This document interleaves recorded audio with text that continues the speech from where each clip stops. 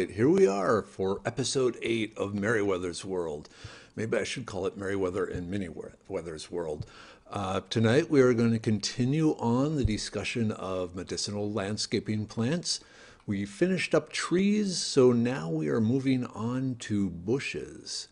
A few things before we start. First, tonight's sponsor was a individual by the name of Jennifer Bell, who gave me this really cool, I'm getting better at this, Texas flag to go with the American flag.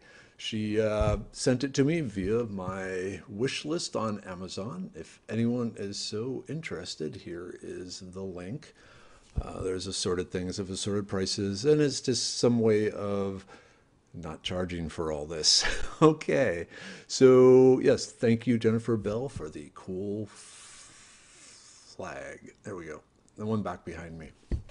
Those of you who have been paying attention have seen that I always try and change up what's behind me. Okay, other business, none that I can think of. We had a week off for Halloween, but we're going to start up again this week, next week, the following week. I'm still not sure about the Wednesday before Thanksgiving because that's going to be a kind of a frantic time, mainly because we're going to have to clean off the dining room and turn it into a dining room rather than a studio. Okay, enough about that. Let's go on to why you are here, the medicinal landscaping plants. Plants you can put in your yard and harvest for medicinal purposes. Now, if you saw the previous 2 or 3, I think it was like, I don't know, we'll say 2, might have been 3 episodes of on medicinal plants, I give the caveats that remember, when it comes to herbal medicine, that doesn't automatically guarantee everything is safe. There can be really often the difference between poison and medicine is dosage. So, you have to kind of know what you're doing as far as the dosing goes. Also, if you are taking any sort of herbal medicines for medical issue, please let your doctor know so he or she can make sure there are no interactions or other things. Don't be afraid of telling your doctors about herbal medicines. Remember, way back at the beginning, that's what the doctors were prescribing. But that's the main thing.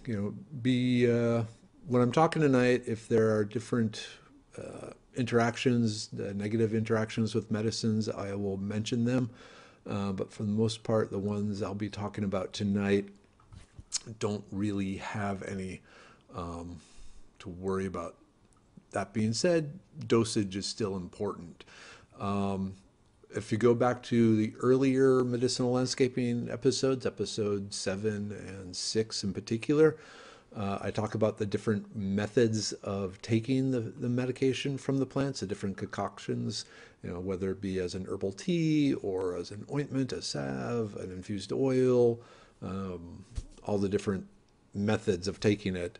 Because one of the things I'll be discussing is for each plant, the preferred method of making the medicinal compounds, what we call bioavailable, so they can quickly be taken up by the body and sent to where they needed. Just a refresher here, if I can just pop over. Whoops. The different books I will talk about can be found on my Amazon shop. If you go to amazon.com/shop/foraging Texas, you can pull up the Making Medicines page here, and it has a series of books. It has 5 books and then assorted gear that I found is useful for making medicine. Let's go back to this here quick. Just again, a recap of the books.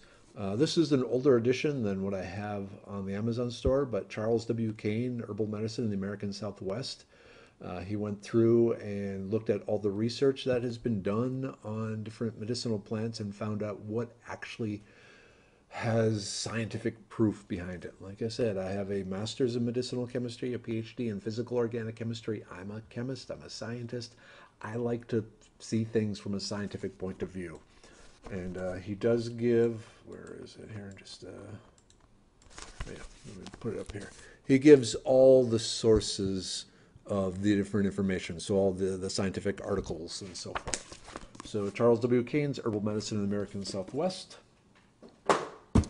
Another really good one is the Herbal Vademecum by Gazmend Skenderi, and it's basically the same sort of thing where with the cane book, it's plants of the Southwest. This covers plants all worldwide, and again, it gives the medicinal compounds in it, how it's used, what sort of dosage, how best to use the material, everything you need.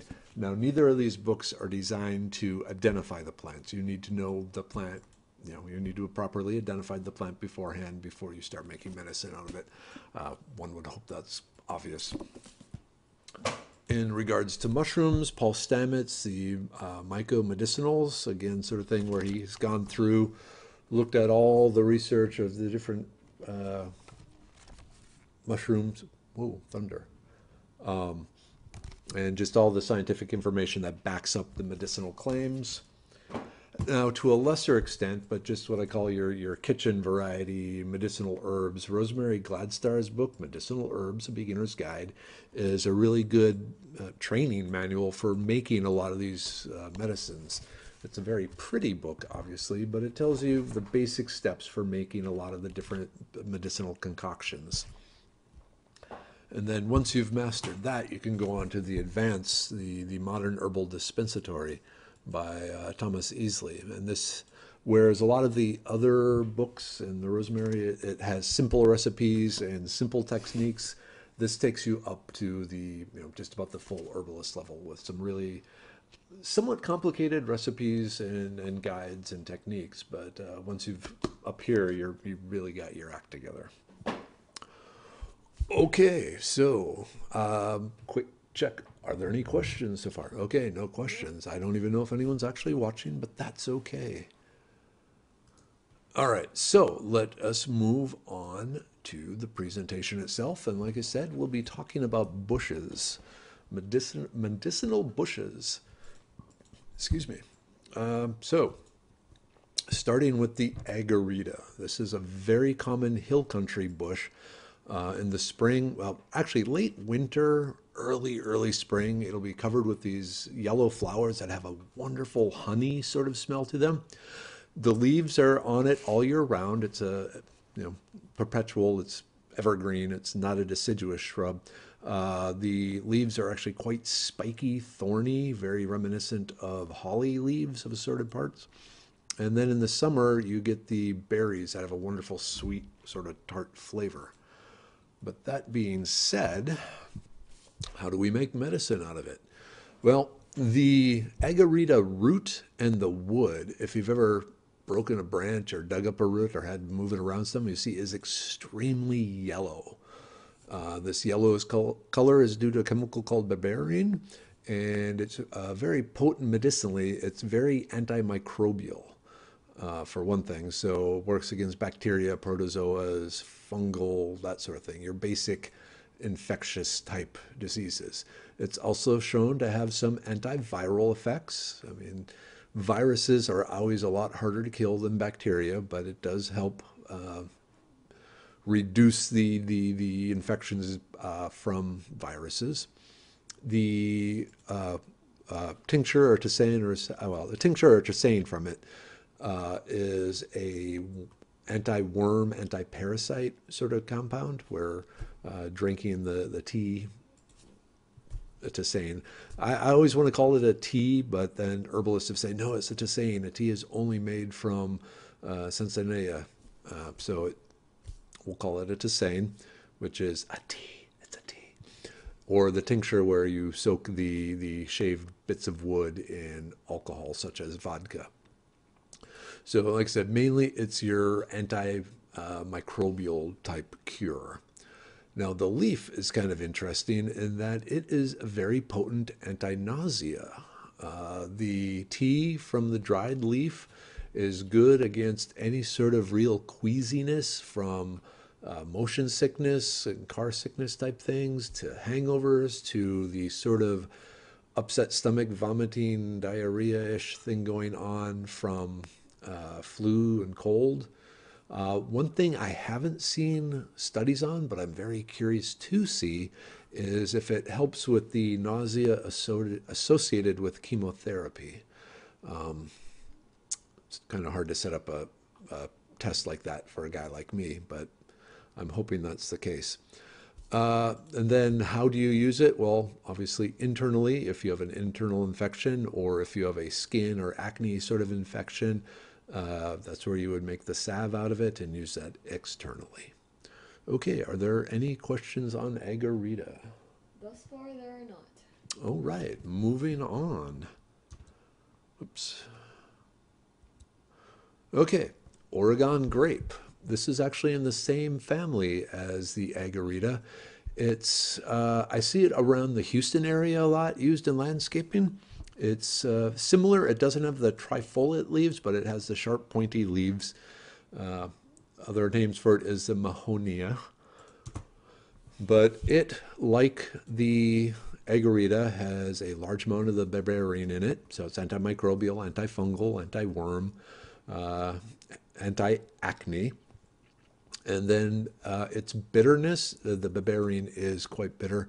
It's also used as an appetite stimulant. So for people who have lost their appetite and don't really want to eat, they found that a tincture or a tisane from the root and bark of the Oregon grape helps stimulate the, well, actually what it does is it stimulates the production of stomach acid, which then triggers the stomach to say, hey, I need some food here. So it's good for stimulating appetite, making your body physically respond as if there's food. And then it goes, well, there's no food here. I need food. Kind of cool. So it is used internally or externally, depending on the point of infection. It is recommended not to be used by pregnant or nursing women and not to be given to infants. In particular, the flavor the bitter flavor can end up in the mother's milk and cause the child to reject the milk. Then also just the large dose of berberine, it's too much for a baby. So it's recommended for toddlers and up, really. Ooh, we have a question. Okay, so Mr. Lanning asks, where can we find recipes for this? Okay, where can we find recipes? That's where all these books that I mentioned at the beginning are. If you came in late, if you go to the Foraging Texas shop on Amazon under the medicine making aisle of my shop, let me just bring that up here. So if you go over here to recommended books and gear, which is in the under shop Foraging Texas, it just turned red. Come on. Okay, and that will bring up the Amazon store. Oops. And then making herbal medicines, and it has all the information there. It also has assorted gear and things that are useful. Okay, so let me just go back here. Okay, so yeah, that's the main source. There's lots and lots of medicinal books out there. The ones I listed on the Amazon page are the ones that I feel are the most well-researched and really the most useful. There's a lot of voodoo, magic-y type plant medicine out there. And as a Western scientist, I just kind of go, So anyway, okay, so back to the presentation, unless there's another question. Someone asked, why is Oregon grape called Oregon grape? Why is Oregon grape called Oregon grape? I'm not positive, but I want to say that the original plants were found up in the Pacific Northwest area, used as a medicine and food up there. The berries are edible, but it's a durable plant. It makes an interesting accent plant for landscaping, so people just thought, ooh, that's pretty cool. I want that in my garden. You can buy it at a lot of the nurseries, even down here. A lot of times down here it is called Mahonia rather than the Oregon grape, but it's the same plant. So it's great for landscaping. It needs a little bit of water, some shade, but it's not like it's limited to the Pacific Northwest. And that's one of the nice things about the landscaping plants in particular, is even though they may not be for this area, usually can make it work out unless they're really susceptible to extreme heat. You know, if in the right micro environment in your yard, you can usually get some pretty amazing things growing.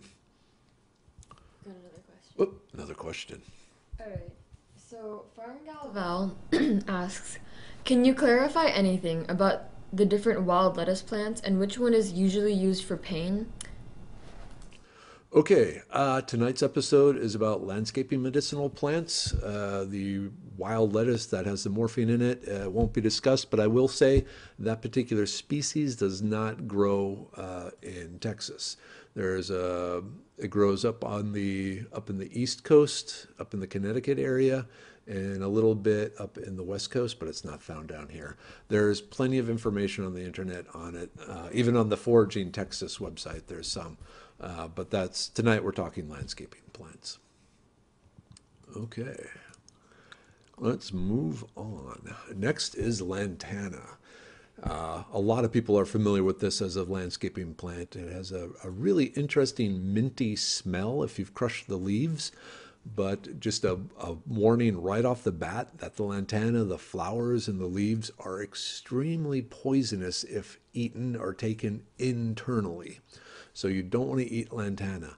The berries were used as a survival food, but for the most part, they don't taste very good. But the plant itself is very, very medicinal. So a number of things from it. The leaves, the crushed leaves, used as a poultice. So if you crush up the leaves, mash them up and use them externally, so you don't die, but outside the body, very potent antimicrobial. So it's very, very, very good at killing infections. I've even seen some tests where it's been performing acceptably well against was it the MRSA, the highly resistant bacteria. The poultice also will quickly stop bleeding. Oh, side note, when you first put the crushed up leaves on a wound, it's going to sting. It is going to hurt. If you remember the old iodine or Bactine or things like that that your mom used to put on your skin knees, it stings like that. But what's really neat also is they've shown that the lantana leaves, either as a poultice or just as an aqueous extraction of the leaves, so basically making a tea or what we call in herbal medicine a tisane, it is a very potent a wound healing stimulator. It drastically increases the speed at which wounds heal. If you're familiar with Neosporin or something, it's much, much better than that. It's pretty amazing plant. But again, it's external use only. You do not want to take it internally. It can be fatal if taken internally, but externally, you're okay. So, but the crushed up lantana leaves, very, very, very potent antibiotic and wound stimulating. These things, if you are prone to cutting your hands a lot, this is a good plant to have around. Okay, purple sage. This is a beautiful plant. There's several varieties out there that all fall under the name purple sage. This is normally found up in the hill country. After just around the time it rains, it gets these beautiful purple flowers. But what we're interested in are the leaves of this. Kind of interesting plant. Again, even though it's called purple sage, it's not a true sage, but it does have some interesting properties related to true sage. Those of you who have been in my classes, when I find one of these, I always get excited about it. I have to go into a great deal of history and so forth. We'll try and keep it a little shorter tonight. But a tea made from the leaves of the purple sage, not the flowers, but the leaves, very potent antimicrobial, can be used internally or externally to fight non-viral microbial infections. It has shown to be a liver protector. So if you have issues with your liver, damage to the liver, cirrhosis, things like that, it's not going to cure it, but it does reduce some of the damage. It also helps protect the liver from future damage. Now, Again, I'm not saying if you are an alcoholic and you're going to protect yourself by drinking purple sage tea.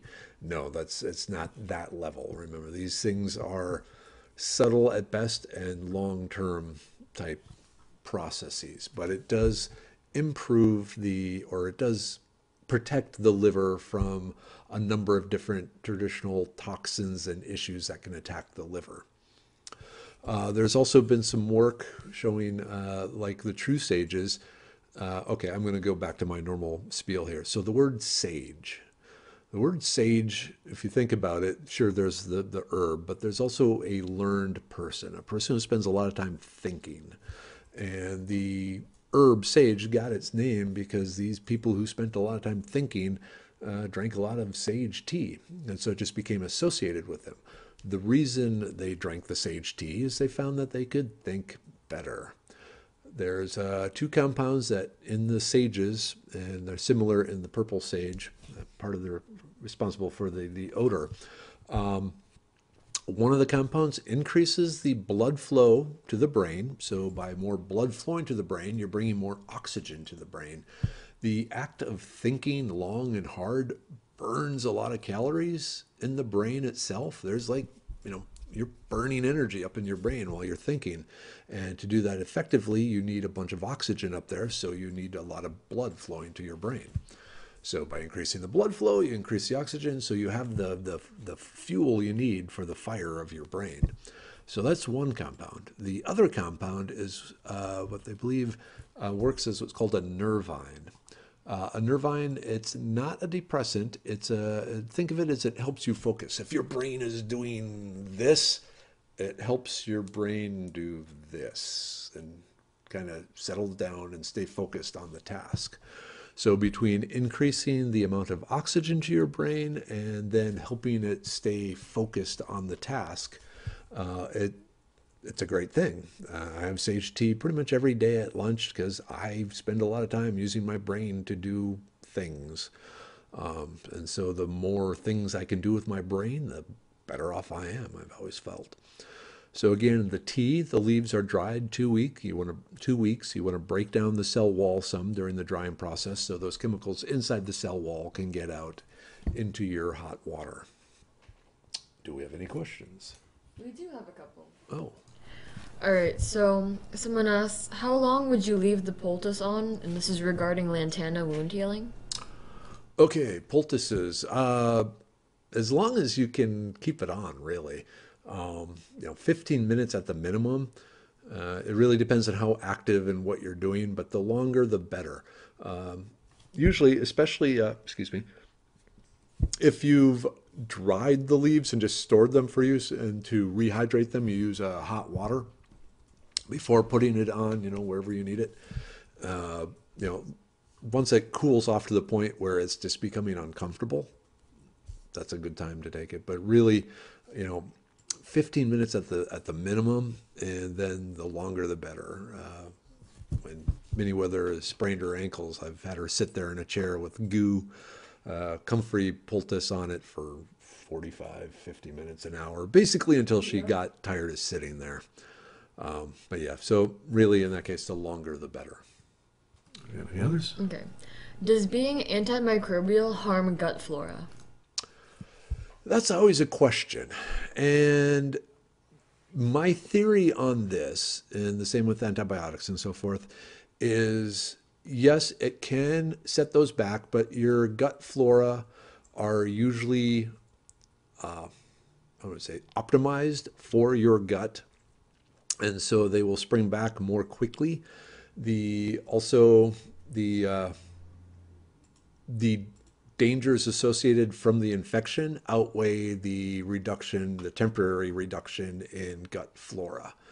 So you're kind of, throwing hand grenades at the bacteria in your body, but the gut bacteria, rebounds more quickly than the infectious type bacteria. We got a couple more questions. Oh, okay. So would purple sage tea be good for anxiety? Okay. Purple sage tea for anxiety. Not necessarily. There are better things. We talked in the medicinal trees, the mimosa tree in particular. So if you are stressed out and just panicking, it may not help much with that. It might help a little bit by focusing. My fear is it will just help you focus on your fears. I'm sorry, that was me trying to be scary. Anyway, so I personally would not take it for anxiety. I would not recommend it for anxiety.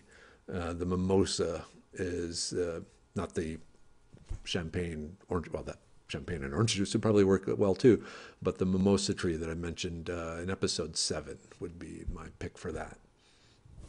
Okay, let's. Are there any other?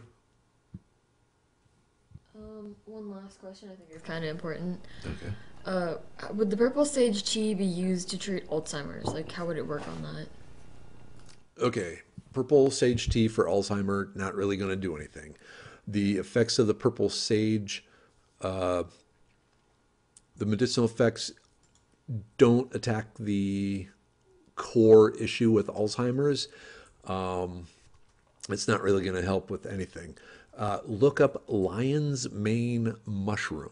So like roar mane mushroom, lion's mane mushroom. There's been some really cool studies showing that it both helps stave off dementia and reverses early stages of dementia. Lion's mane mushrooms, very cool.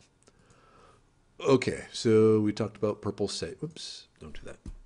Going on. Oh, so yeah, those are the bushes. So now let's talk about some other plants that are out there. So the prickly pear, a very common landscaping plant here in Texas, all parts of the Texas. Little known fact, prickly pears were one of the biggest complaints of the Lewis and Clark expedition. If you read their journals, they're constantly complaining about how the prickly pear cactus thorns are going through their moccasins all the way from Missouri all the way up through the Rocky Mountains. A prickly pear is not just found, in the Southwest. There is quite a bit of it growing up in South Dakota where I was going to college. It's a very common plant all over North America. So uses. First, the pads themselves split open so you can get to the gooey inside. Uh, Think of it as another aloe vera sort of plant in that it's really good at soothing damaged skin. It's a demulcent. It helps soothe and triggers healing of minor skin inflammations, minor burns, rashes, mosquito bites, things like that. Also, if you have a abscess, an infection under the skin, it will help draw out the goo, the infectious, pus from the abscess. It draws it out. I'm not quite sure the mechanism on that, but there's enough scientific data that shows that it works that I'm going like, okay, if I ever happen to have an abscess, I'll throw some prickly pear on it. The flowers are very interesting. The flowers are fairly mucilaginous. So think slimy like okra, and this mucilage material likes to grab onto sugar in your stomach and in your intestines. What this means is since it's grabbed onto the sugar can't easily get through the intestinal wall into the bloodstream. So it helps slow down the transfer of consumed sugar to the bloodstream. So think of it as a emergency. The zombies are here. The diabetic is having blood sugar issues. If you have some prickly pear flowers, it might help an emergency situation. Now, insulin and the other diabetic medicines, that's really what you want rather than the flowers from the prickly pear. But in an emergency, or even if you're, I would think even if you're, kind of dieting perhaps. In fact, that's an interesting, I might have to test this out some. But the mucilage in the flowers helps bind up the sugar so it's not as easily transported into the blood. The flowers also make a good emergency band-aid. They are actually fairly thick and durable and will cling to wounds pretty well. They themselves don't trigger any healing, but they do help protect the wound. Again, the flowers are eaten. The pad, the poultice, is used on external issues. passion vine. This is an interesting plant. I like this plant a lot. Word of warning, if you incorporate a passion vine in your yard, be ready to fight it. They have this tendency, you plant it in point A, and it'll show up, pop up in point A, B, C, D, E, F, G, H, and I, even if those are 20, 30 feet away from the original point A. The vine will just pop up in your yard all over, in your neighbor's yard. Climbing trees, it's extremely fast growing. It's not like kudzu, but over the course of summer, these vines will get very, very long.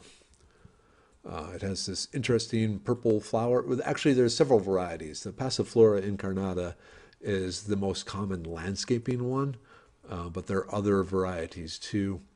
But they all have the medicinal properties that I'm about to talk about.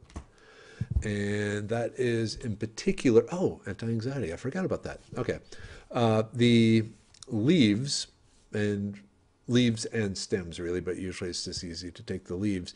They are a very potent depressant. They are a very potent sleep aid. If you go into Kroger now or HEB and look in the tea section, if they have the different sleepy time teas and read the ingredients, the passion vine or passiflora is often now listed as one of the ingredients, along with the chamomile and the lavender and things like that, peppermint. So it hadn't been used commercially in sleep aids up until about 7 years ago, when it finally got FDA approval. Different companies got FDA approval to use it in the sleepy time teas. Before then, it had been sold over the counter as a sleep aid in Europe and Germany in particular. But the leaves, they have this trident shape. I don't know if you can see that. 3 lobes. You just take those and again dry them. You need to dry it so the cell wall can break down some, so the compounds inside the cells can get out into your tea, and drink it. Just side note, I recommend starting with like a normal amount of tea. Like once the leaves are dried and you crush them up so it looks like tea, start with half a teaspoon and see what sort of effect it has, and then kind of climb upwards from there. Now, important thing to remember about sleep aids, whether they are natural or not, is the body can come dependent on them. So it's not quite an addiction, but the body just gets used to using that as the trigger to go to sleep. So if you use it constantly day after day and then try and stop using it, you will run into issues sleeping. You won't be able to get to sleep. So it's really recommended for those times when you just really do need to sleep, not as a general every night sort of thing. General every night, the chamomile, lavender, those sort of things are a bit better for that. Now the flower is actually anti-anxiety. So the person who had asked earlier about anti-anxiety, yeah, the flower of that. First off, I don't usually have much anxiety, but I usually don't take the flowers because the flowers produce the fruit, the maypops, and I really, really like the maypops. So the taste of the maypops outweighs any medicinal benefits in my case for the flowers. But a dried flower, again made into tea, will help actually reduce social anxiety. I'm not sure if it works as kind of a beta blocker sort of effect, but there is, again, scientific proof that it works. So, again, in both cases, this would be taken internally. The only external sleep aid I know of is a large baseball bat to the side of the head. Whoops. Okay, bee balm. In the springtime, I see a lot of the nurseries selling this. This is a wonderful smelling plant, very beautiful. It always kind of reminds me of a Muppet with these big, kind of fuzzy looking purple flowers. They have a couple of different varieties. There's some reddish ones, but it's a very good landscaping plant. It's in the mint family. And so the tea made from the flower, it's found to be antibacterial, so it'll fight bacterial type infections. It helps reduce fever. So if you don't have a willow or a cottonwood tree around and you have a fever that you want reduced, Tea made from the flowers of the bee balm will help bring the fever down. It is a digestive aid, so if you are feeling mild nausea or bloating, any sort of discomfort intestinally related to food or drink in particular, so not like flu nausea or things like that, but think of bloating, antacid sort of thing. Uh, the tea made from the flowers of that work there too. It's been used a lot in anti-colic recipes. So if you have a kid that won't stop crying, again, a tea, a lot of times it would be soaked in a rag would be soaked on it and given to the kid to suck, and that would help soothe them. And so bacterially or antibacterial, it can be used as a wash to wash out wounds or to put on the skin to fight an infection. But generally it's used internally for internal infections, fever, digestive, colic, that sort of thing. Any questions? I see Medicinal frantically typing stuff. So Several, actually. okay. So, somebody asked, are these, referring to the prickly pear, are these called nopolis in the produce section? Yes. Next question. Sorry. Yeah, it's yeah. So, someone asks, fresh prickly pear flowers or will dried work for absorbing sugar? Okay. Everything I've seen has been using the fresh flowers. When they dry, they lose some of the mucilaginous properties. It might be possible to rehydrate them, but I personally have not tried and I have not seen any studies done with that. Make a note of that because that could be an interesting thing to test. Because I'm you're going to be freaking out here, but in my mind, I'm running back to oil field frac fluid chemistry because the thickening agent in most frac fluids is guar, which is another mucilaginous material taken from the guar bean, and that can be dried and powdered and then rehydrated. So it might be possible with the prickly pear flowers. I need to try that. What else do we have? All right, someone asks, what is the best way to propagate passion vine? That was the Okay. terminology. All right. Yeah. No. The buy one, stick it in the ground, and soon you will have many, many, many. Dig those up and put them where you want them. The seeds. So the fruit were ripe several weeks ago. It's a very late summer fruit, and they produce lots of seeds. But really, the easiest if you don't have access to seeds that you can plant, just buy one and stick it in the ground, and you will have plenty. It really does pop up everywhere. Okay. All right, Any others? last question.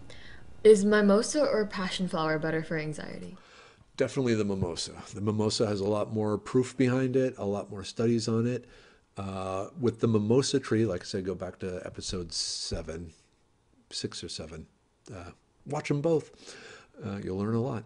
But they use a mixture of the bark, leaves, and flowers for the anti-anxiety effects.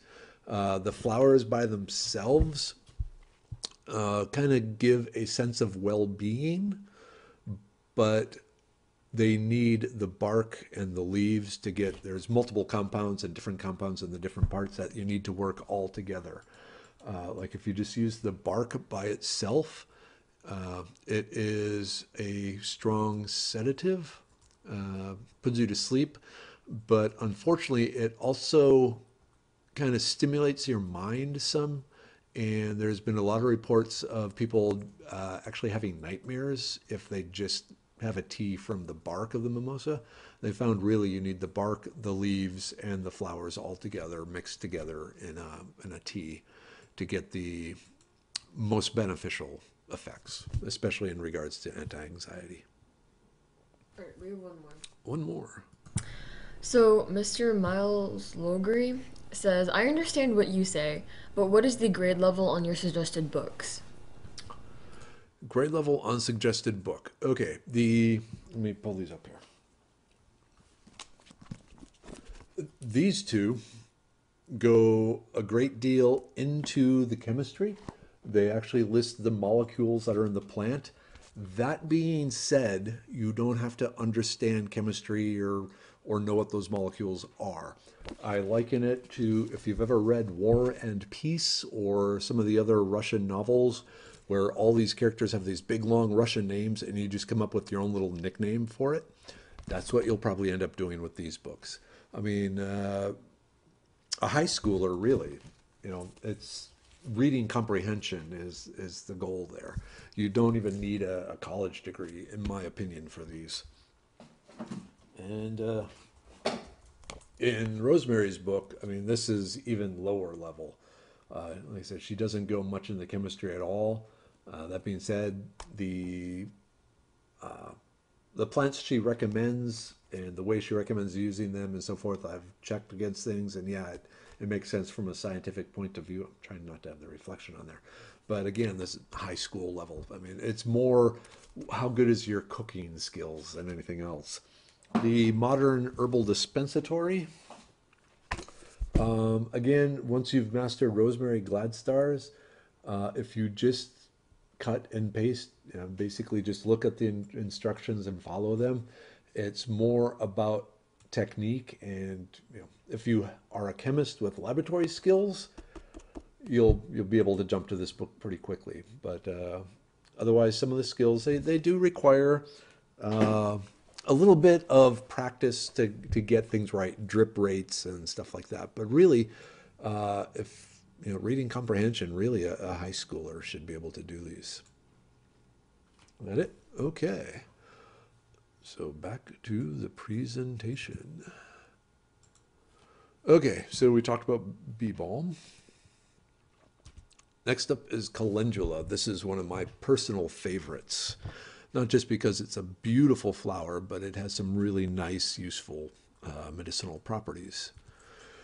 So with the calendula, it has a series of oils in the plant that are really great for making infused oils or a salve.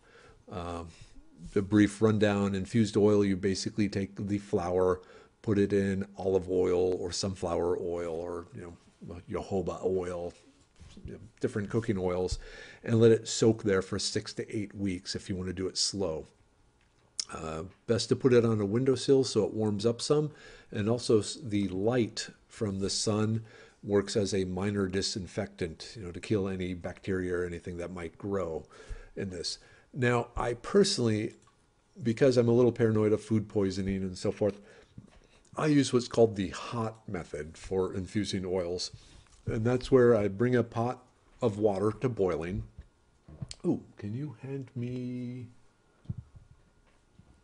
No. That jar behind the wine.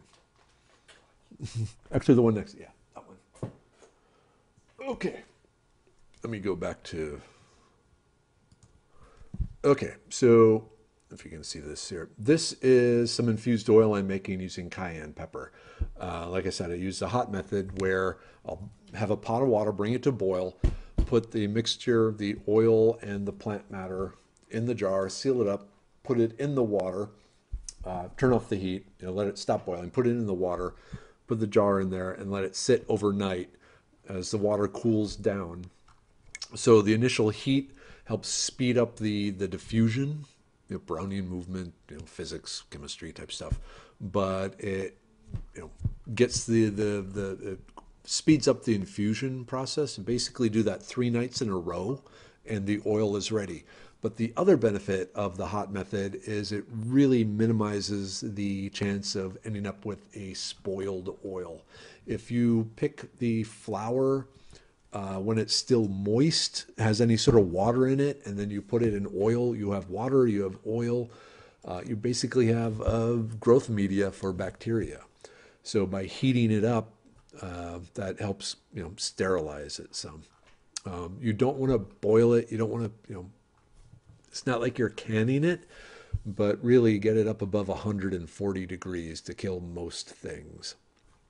Okay, so you have the flowers in the oil. You have the oil that's been infused 3 nights in a row in in water, hot water. What do you do with it? Well, you can use it to stimulate healing of damaged skin. So it's proven to trigger the healing process in damaged skin. So it'll help there. Uh, Another interesting thing about it is they've found that skin. So if you're undergoing radiation therapy for cancer, the radiation can cause burns on your skin.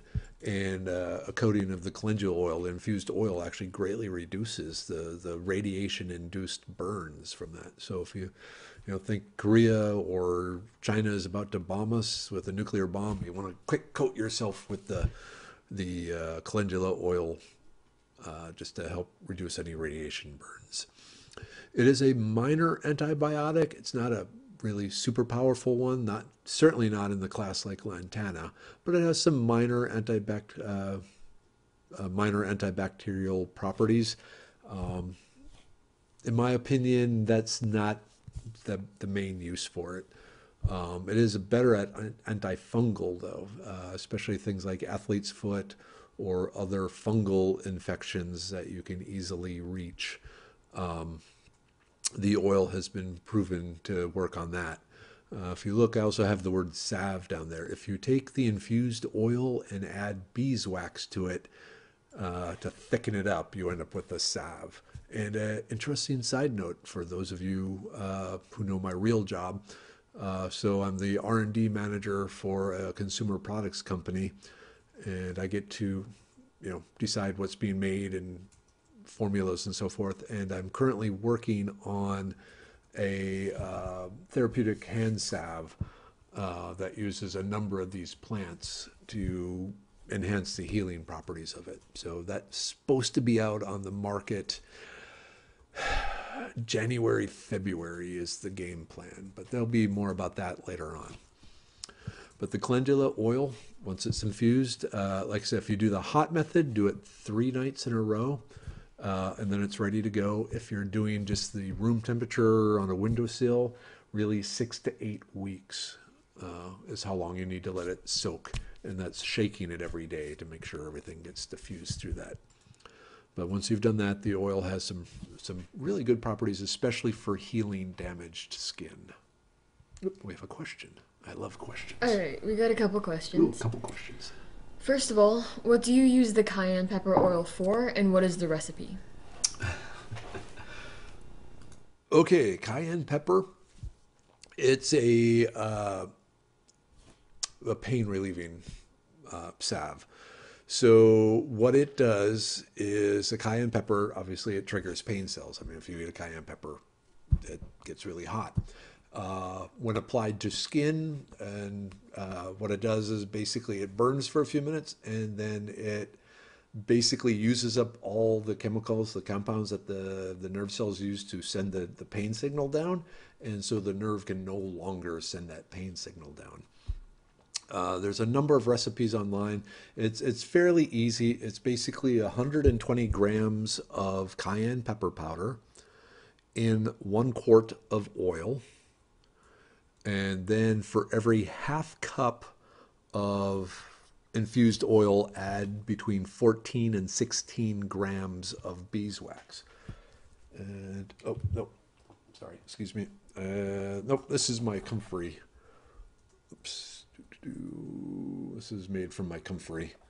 But at that ratio, you get kind of a salve sort of thing. Do I have... Well, we're kind of getting off the landscaping thing here, but yeah, 120 grams cayenne pepper, a quart of oil. I like sunflower oil. You may not believe this, in the course of my life, I've had over 20 broken ribs. I think depending on how you count a break, I've had 22 broken ribs. And so I have a great deal of chest pain, especially when the weather is getting funky. And so that's one of my go-to ways of dealing with it. Yeah, watch out, kids. Don't be a young, stupid kid. He says that he was, almost 50 and the last 4 were broken. Anyway, any other questions? Yep. Ooh. So, how do plant antibiotics compare to commercially made ones in potency? That's a good question. Overall, if it was a severe infection, the choice would still be the commercial one. Part of the reason for this is plants are very haphazard in their concentrations, and so you never really know how much you're getting of the medicinal compound from a particular plant. So in most cases, they have not been bred to make a consistent amount of that. So whereas for minor issues, the basic day-to-day sort of things, this is what we use in my family here. But if someone had a really severe flesh-eating bacteria type thing, we go to the doctor. We get the prescription. That being said, I'm a little picky about obviously when supplied antibiotics. We have to use the entire regime just to avoid the coming up with the drug-resistant bacteria. And also, I realize that with viruses, there's not a lot it can do. There aren't a lot of really cost-effective, commercially available antiviral components. So if in the case of viral infections, usually I fall back on the plants for that. But if it's a life-threatening infection, please go see a doctor. Please use the commercial ones. The overall effectiveness is going to be higher and definitely more predictable. Is probably the bigger thing. What else? Okay, so there's two more questions. Will the cayenne pepper oil also help with coagulation as the powder version does? So coagulation, as in blood stopping, I don't know. I have not tried it for that. Um, One thing it does do is it causes the capillaries to open up, and so old family trick up growing up in Minnesota, very cold winters, you would rub cayenne pepper on your feet before going out in the cold because it causes your capillaries on your skin to dilate, so you get more blood flowing there, and so by bringing more blood, the feet feel warmer. So as far as coagulation, I believe it might have some, but it wouldn't be my first choice. Really, the yarrow is my first choice for stopping bleeding, and we'll talk about that in a minute here. What else do we All have? right. This is the Oh last wow, one. it's 8:52. Should you use the whole flower head for calendula or only the petals? I use the whole flower head. I snip it off right at the base of the calyx, the little part there, and that way I know I'm maximizing the amount of material I'm getting from the flower. I will kind of chop it up, tear it up some after I've harvested it, but I will harvest the flower, including the calyx, and put it in the oil. Oops. Okay. That was the last. That was the last one. Okay. Oops. Moving on. Stop doing that. Okay. Echinacea. Long history of echinacea. And you can grow this. I'm going to tell you right now, stop harvesting echinacea in the wild. It has some great medicinal properties, which has led to it being just the wild echinacea being stripped from nature. It's really disappearing all over the place. It's kind of slow growing, so it takes a while, but you can buy it at most nurseries and get it growing in your yard.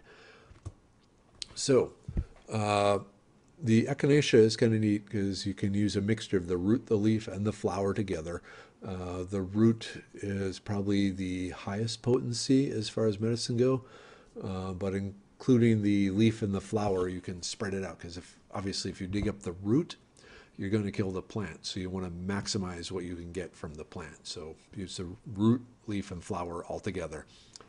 It's a very potent antimicrobial, so it works against the bacteria, infections. Not so much viruses. It's only so-so. With the viral infections, it doesn't attack the source of the virus. It doesn't kill the virus. It doesn't really do anything there, but it does help the secondary issues from the viral infection. So it helps soothe the damaged tissues and things of that nature. So antifungal, that really falls under the antimicrobial, but the stimulating the healing of damaged tissues, both internally and externally, especially if you are coughing a lot and your throat is getting really raw, it helps trigger the healing of that. Your sinuses, if your nose is rubbed raw, things of that nature. I also found that it helps the secondary effects of hay fever, the runny nose. I shouldn't say I found it. The scientists have found that it actually does have a measurable effect on the congestion and stuffiness and the puffy eyes sort of effects of hay fever. I'm personally not up to speed on the mechanism by which it works. Um, there's a lot I don't know, but I have found a number of articles where it shows that it helps with the the secondary effects of I guess that'd be the primary in the case of hay fever, the congestion, the puffy eyes, the watery eyes, the runny nose, that sort of thing. Also, it's found to be soothing to ear aches. I'm assuming that is part of the antimicrobial effect, that it's actually attacking whatever infection is in the ear that's causing the pressure in the ear canal. Also, drinking it helps soothe the urinary tract infections, so bladder infections in particular. So, mainly from its antimicrobial effect, you kill the bacteria, you remove a lot of the irritation, and then the tissue healing stimulation can kick in and start healing things.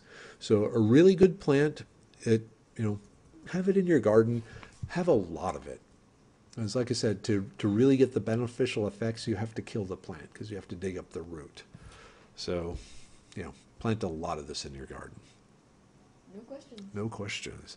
And at this point, what do we have next here? Okay, at this point, we're going to stop because we only have a few minutes left. And so I just want to again remind people that you can get a lot of this information if you go to the Foraging Texas, www.foragingtexas.com.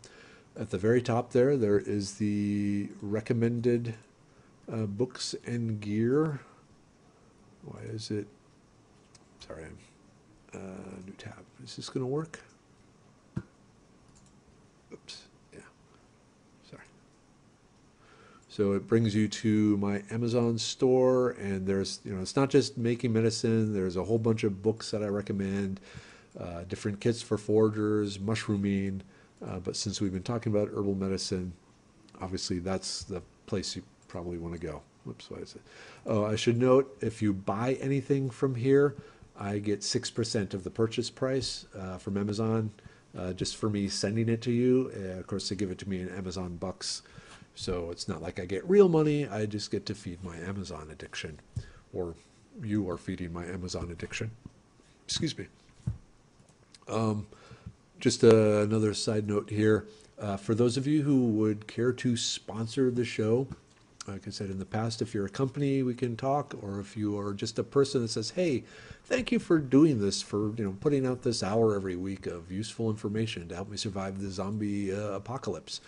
If you want to just say thank you, nothing, thank you, like some really cool Minnetonka men's front lace knee boots. Yeah, it's kind of expensive. There's a mix. Oh, Bill and Ted's excellent board game. I'm a huge Bill and Ted fan. Bill and Ted 3 is coming. Well, they're working on it. I don't know when it's going to be out, but I'm pretty excited. But just things you can help out. But even if no one does, I'll probably keep doing this, which I probably shouldn't have said. But I'm assuming there are some nice people out there. Okay, 2 minutes left. Are there any other questions? One last one about the website. Okay. They ask, would you ever consider adding medicinal recipes to your website? Yes, that is on my list of things to do. Adding to, oops, let me just go back here. So if you look, one thing you'll see, so edible plants, and in some cases, especially some of the bigger like Carolina geranium and some of those, I have the medicinal properties, but there are over 200 plants on here. It goes on and on and on and on and on and on and on. Okay. Currently, like I said, I think it's 219 plants. I have another 50 or 60 drafts where I have the pictures and preliminary information, but not the maps and things like that that I need to add. And then go back and add the medicinal. My Right now, my goal is to get as many of the plants on there. I'm looking at probably when it's all said and done, it will be over 300 plants. One thing I have been doing in the past, the plants I've been putting on there were strictly edible. If it was a purely medicinal plant with no edible parts, I didn't put it on there, but I have been putting that on there. I'm looking, where is cudweed? So, like, cudweed is a strictly medicinal plant. It doesn't really have any eating uses. It is strictly medicinal. So there is that sort of information on there already. And I see that it is 9 o'clock, and just from the way my throat feels, it's time to go get some honey salve type things. Feel free to keep asking questions. I will go back and answer them in the text there and the posts. But otherwise, thank you again for spending an hour with me. There's a lot of things you could be doing with your life, and it's pretty awesome that you want to learn from me. So thank you. Love you all, and have a great night. Okay. Let me figure out how to turn this off. Let's see. Oh, I